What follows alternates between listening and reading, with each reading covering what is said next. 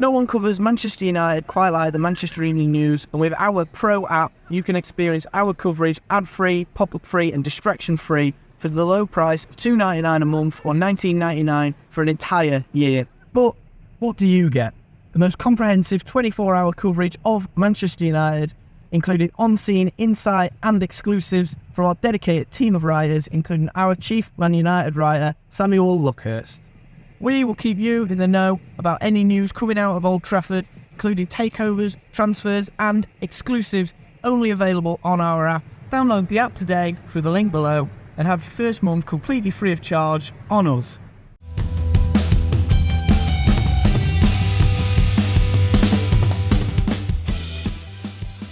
Hello and welcome to this midweek edition of the Manchester's Red podcast. I'm your host once again, Seb Parkinson, and today I'm going to be joined by Tyrone Marshall, senior football writer at the Manchester Evening News. But before we get into all the nitty-gritty of the Mason Mount deal, as United at the time of recording, it's 11:44 on a Wednesday, Manchester United have just announced the signing of Mason Mount. We don't know his number yet, but we're going to get into all of those details later on with Tyrone. But before we go any further, I want to tell you about the Manchester Evening News' Manchester United Pro app.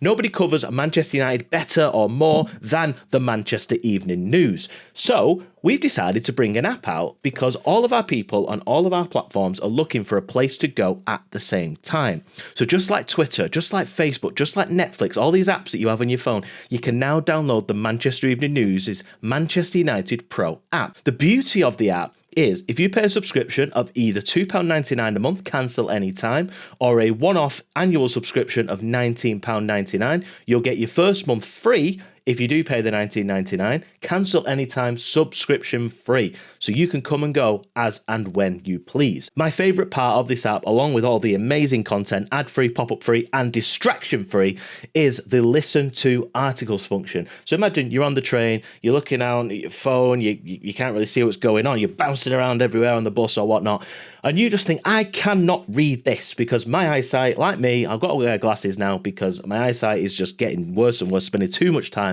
looking at my phone screen over the years.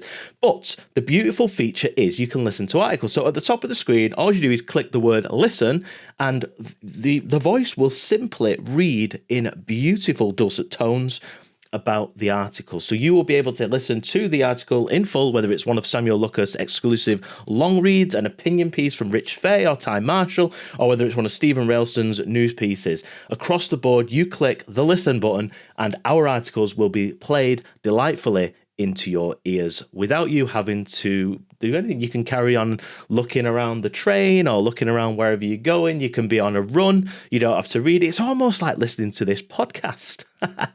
Anyway, without further ado, thank you for listening. If you do want to download the app, it is available in the description below. But if you are listening on Megaphone or on Spotify, Apple Podcasts, wherever you get your podcasts, all you've got to do is type in on your app store Manchester United Pro app. Or if you go to our website, there is a link on the homepage. Anyway, without further ado, Ty, how's it going and what is going on at Manchester United at the minute? I mean, most of the details we knew really. It was a pretty well choreographed and advanced transfer. We knew it was 55 million up front, 5 million in add-ons that are difficult to achieve, we believe, and are related heavily to success. 5-year contract with the 1-year option. A good chance Fred leaves and is sold after this, I would suggest. Mount was Ten Hag's top midfield target this summer.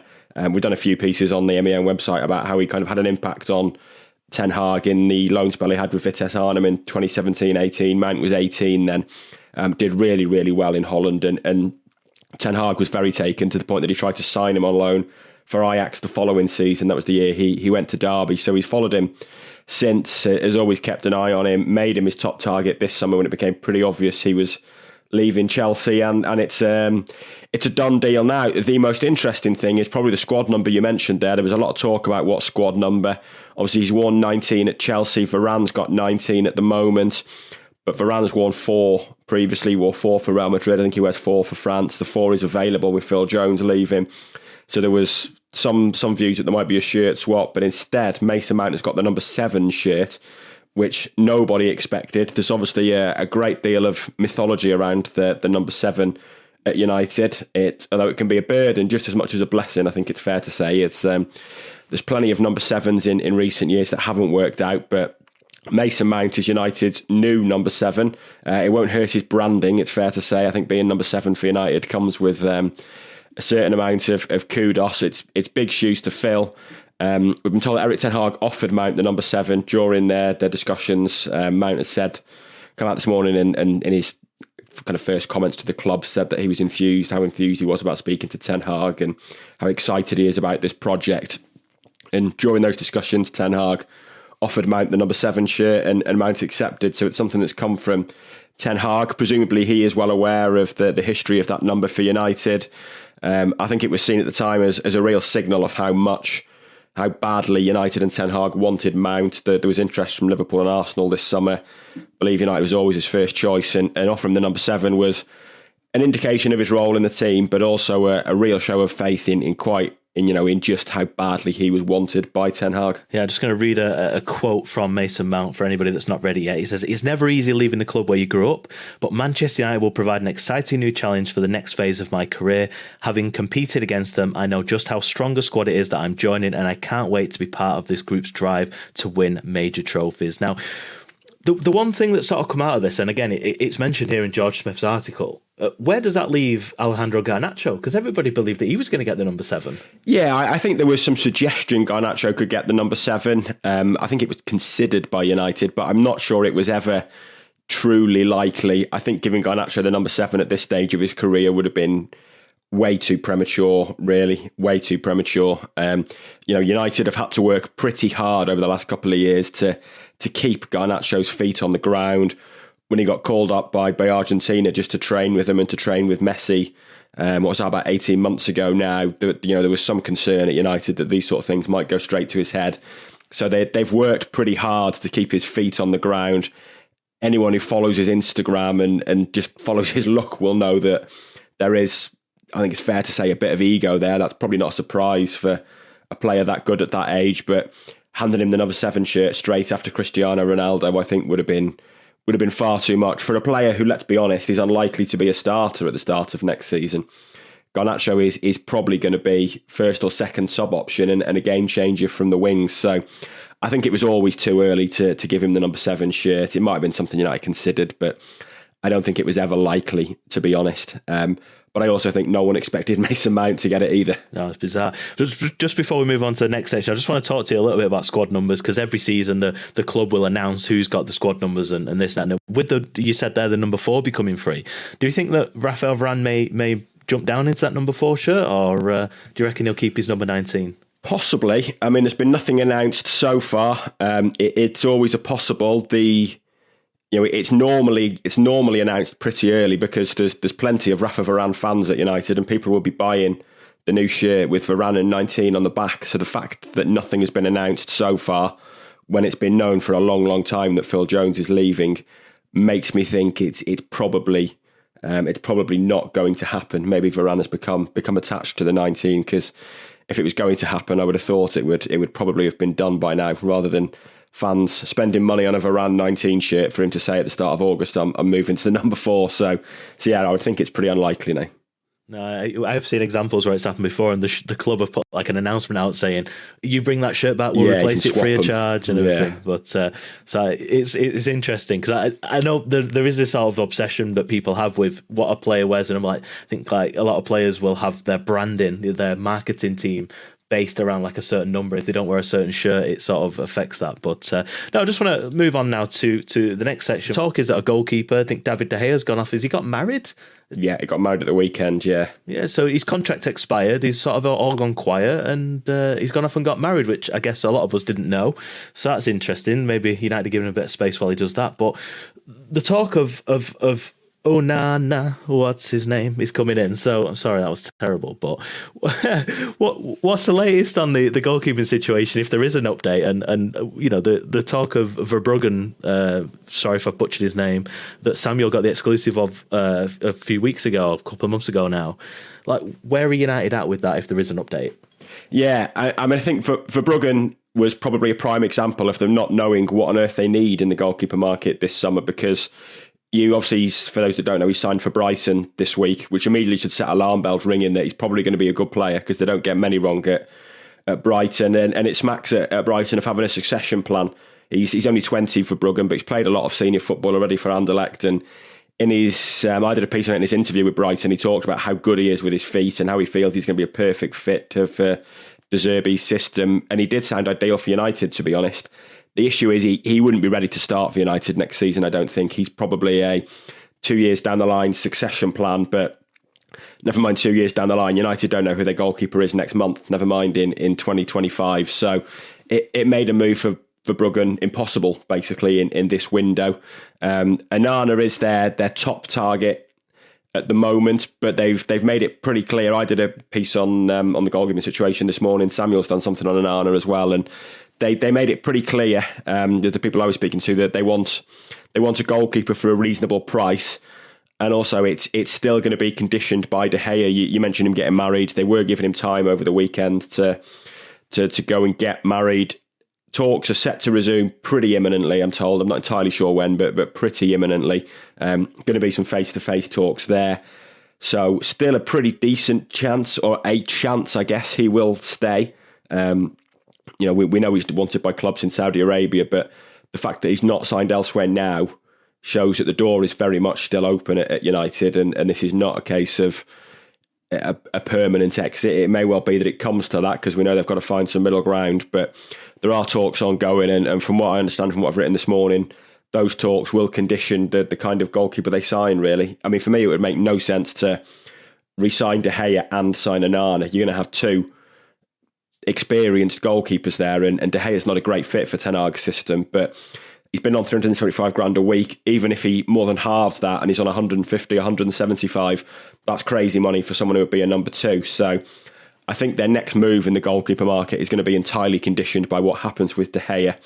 I think if they want a number one, Onana is that man.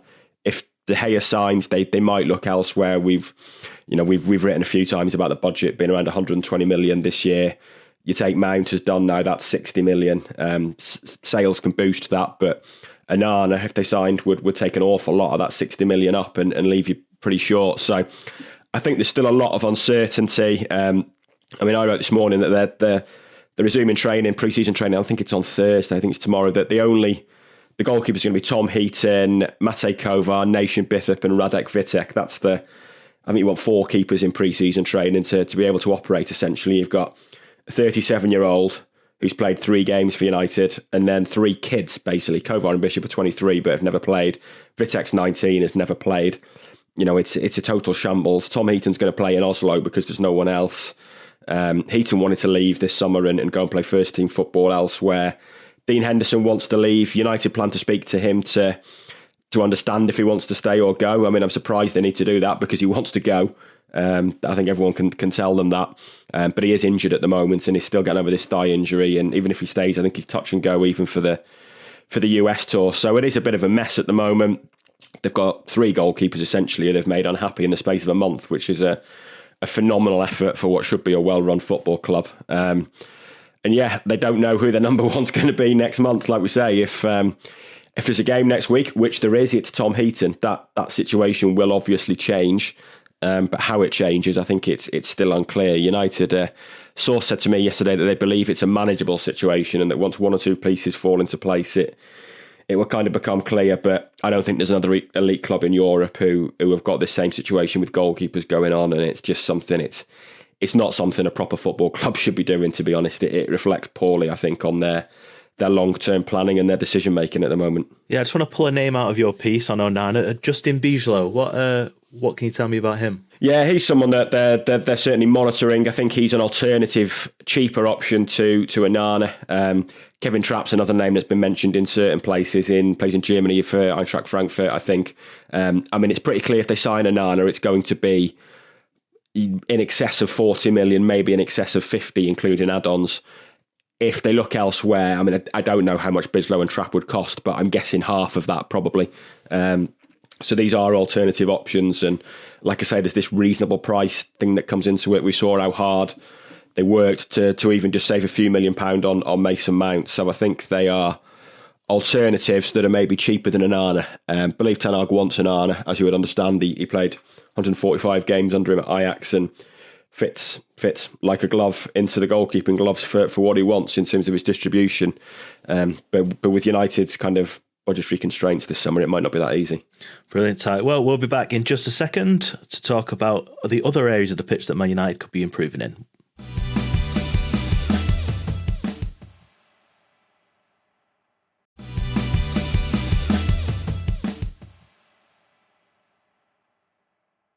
Welcome back to the Manchester's Red podcast. I'm still joined by Ty. He's not left me yet. But Ty, I just want to jump straight in here. Right, United are going to go and play Leeds United. Now, they've just announced Daniel Farke. From his time in England so far, you know, I know it's only a one-off game and Leeds are going to be in the Championship, so they're not going to be a concern of United. But Ten Hag has this sort of blot against him against teams who get a new manager. So should we be worried about United playing Leeds with a new manager at this stage? No, not at all. I mean, also it's the first pre-season friendly of the summer. These things are a very, very light exercise. Nobody should be reading anything into that result next season. I mean, United's first pre-season friendly last year, they beat Liverpool 4-0, and it turned out that actually was quite a good guide, although no one thought it at the time. But, nobody in that team will play more than 45 minutes, maybe with the exception of Heaton. But certainly none of the outfield players in the first friendly play more than 45 minutes. Championship teams have been in pre-season training longer, so they'll have a fitness edge on United. And, it's far less about systems and players at this point than it is just about match fitness. Come the end of the America tour, I think we'll be reading a bit more into how they're going to set up.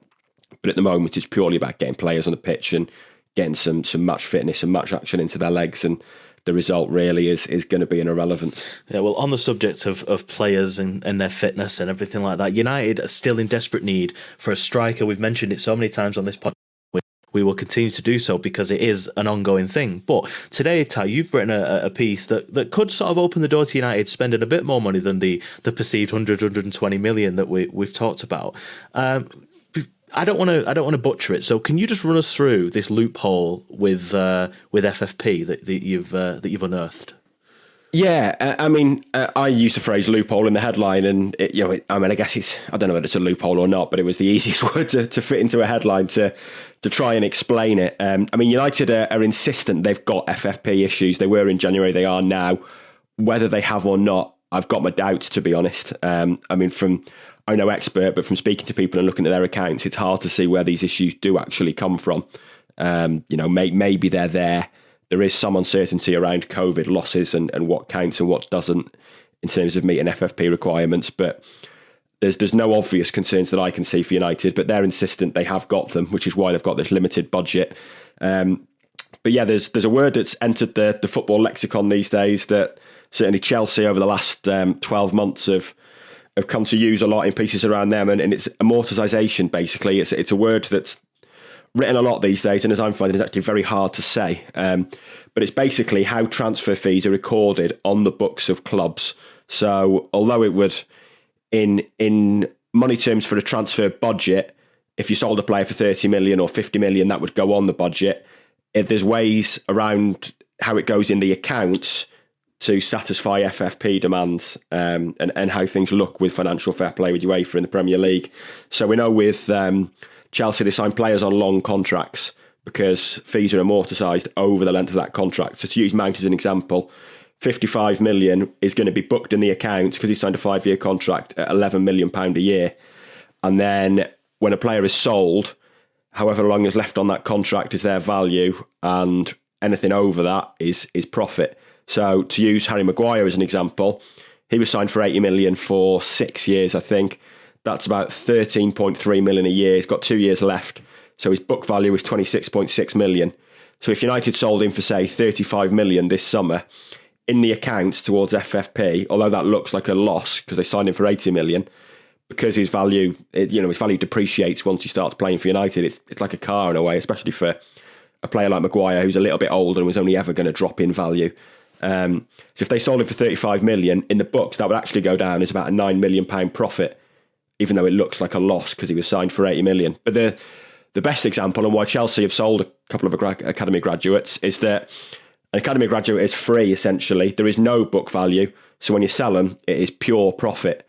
So Mason Mount is £55 million in pure profit to Chelsea, which is massive for FFP, which brings us on to Scott McTominay, who, from what I'm told, speaking to someone yesterday, is just more likely to stay than go at the moment. But if Scott wanted to go, or if there was interest in him, United would consider it. And the advantages it has for FFP is that if they sold him for 30 million, say, that's 30 million that is booked straight away. And for Mason Mount, it's £11 million in next year's accounts. And if they say, the example I use in my piece to keep it simple was they sell McTominay for 30 million, that's 30 million in next year's accounts. They signed Sofian Amrabat for 30 million on a 4-year deal, that's only 7.5 million in next year's accounts. So in terms, if they have got FFP issues and if they need to look good for UEFA, then selling McTominay for 30 million and signing Amrabat for 30 million on a 4-year deal, say, actually produces an accounting profit for next year of 23.5 million. So that's kind of ways that clubs are looking to get around FFP issues now. Like I say, in pure monetary terms, what's available to Ten Hag, anything you sell is probably going to go straight on his budget. But in terms of getting round FFP and making your accounts look a bit rosier for UEFA or the Premier League, that sort of thing is quite good, because that's an example where you could sell McTominay, buy Amrabat for the same fee. In the books next year, that goes down as a £23.5 million trading profit. The biggest thing I'm going to pull from that is that you've just said that United could potentially advertise Harry Maguire as a profitable asset. That is incredible, and I absolutely love the idea of that, especially how that would trigger so many people on social media if that was a headline somewhere. I know, an accounting profit on Harry Maguire. Yeah. I mean, it clearly would be a loss, although he is, the fact is that it was always going to be a loss for United. They didn't spend 80 million on Harry Maguire to sell him for profit years later. It's just a fact because he signed at 26. They were never going to turn a profit on Harry Maguire, but in accountancy terms, they could still turn a profit on him, basically, in terms of like how it looks to UEFA in the Premier League in the accounts. That's incredible. Just on United's like transfers, like United, there's this sort of talk that United really struggle to make profit from selling players. They buy players in, they keep them for too long, and then they sell them at a loss. Like, how do United go about it? I guess by the book, from the way you've just described it, actually that's not an issue. It's just Joe Public like myself who see it from the outside that it appears to be an issue. You see like City selling James Trafford to Burnley for, I think, £19 million all in. Yet United are struggling to sell players that have still got, that are in the peak of their careers, who've still got loads of life left for a profit. Like, I think you mentioned Fred before, potentially on his way out. Like, you bought Fred for 50 million. I guess in an amortisation. Sorry, man, butchering this word. Maybe that would appear as a profit. But what's your sort of opinion on the idea that United struggle to sell players for profit? It's a difficult one. I mean, Fred would appear as a profit. He was on a 5-year deal, which ends this year, and they took the year option, so he's got a year left. But in amortisation terms, he's paid off now, so they would sell him for pure profit in accountancy terms. I mean, the fact is that a club like United are never going to be a selling club, and if they're looking to sell a player who's still, relatively speaking, at the peak of their powers, then they're selling them for a reason, and that's because they've not cut the mustard. Erik Bailly, Alex Telles, clearly available this summer. They ain't going to make a profit on those players. Certainly an area for improvement, and what City are incredible at these days is selling academy graduates. Liverpool are good at it too. United were quite good at it, and it comes just by virtue of the fact that if you're associated with Liverpool or City at the moment, you've obviously got something about you. I mean, City are selling James Trafford for 14 million up front. They sold Gavin Bazunu for 12 million, I think, last year. That's 2 academy keepers who never made a first team appearance, who basically, who were free essentially in amortisation terms, that they've sold for 25 million quid in 2 windows. They made £40 million on selling youth players to Southampton last year. It's an incredible system, really. That is an area United probably need to improve on in terms of selling young players. But yeah, they maybe hold on to players for too long. I think that's a fair criticism. But it is hard for the club to sell a player. The only time they're really going to be making a profit on a player is if that player is suddenly of interest to Real Madrid or Barcelona and wants to go. Normally they're selling they're selling players who are still in their prime, relatively speaking, because they've been flops. Well, for anybody that wants to know the definition, according to Google, for amortisation, the action or process of gradually writing off the initial cost of an asset. And as you'll hear, Ty's description of it was absolutely peak. I don't think I'll ever hear a description of a word better in footballing terms as well. You see a lot of people on Twitter saying, tell me this in footballing terms. Well, you've just delivered that in the best way possible. But we're going to wrap it up there, Ty. Before we do go, is there anything that any other stories that are coming out that you're writing at the minute you want to plug? I'm trying to think what I've done. No, nothing really. I mean, there's a piece on Jadon Sancho yesterday that people have probably read by now, and what a big season it is for him. There was something on the midfield yesterday which kind of ties into McTominay. So you'll have seen the links with Amrabat, Romeo Lavia, player United are monitoring. There's a piece on the midfield and why they might consider a second midfield signing that I wrote yesterday that is essentially down to McTominay and whether he leaves or not. Yeah, that's about it. The rest of it is going to be probably wall-to-wall Mason Mount today, I would think. Just on Jadon Sancho, what does he have to do to save his career? Because he's just he's sort of come in as this big player. I think did he come in at the same time as Ronaldo? Was it Ronaldo? I might have butchered this. Was it Ronaldo? It was that summer, him, Ronaldo and Varane. Yeah, and it was like, wow, United are back. And then Ronaldo's gone. Varane's, despite his injuries, has been largely incredible. But Sancho, I don't know, I just feel that I watch him and just think my expectation of him versus the reality is very much when you see these Instagram posts where it's like the expectation and then they turn the camera around and it's actually just a messy room or whatever, like the Instagram versus reality. So what does he need to do? I think you said in your piece that he needs to follow Rashford's suit. So just to elaborate on that, like before we do wrap this up, what does Jadon Sancho need to do to save his Man United career? Yeah, I mean, Rashford was probably in a similar situation 12 months ago where his contract was approaching, not the end, but the point where you would normally discuss terms. He hadn't done enough really at that point to earn a new contract. It felt like a big season for whether he stays or goes, and he scored 30 goals and is now probably the most important player in that team, certainly in the final third. That's a sign of how a player's fortunes can turn around quickly, and he embraced Ten Hag's methods. There was always a feeling, or certainly I always felt, that Rashford would benefit from Ten Hag's coaching and his intricate coaching and clear structures, and he has done.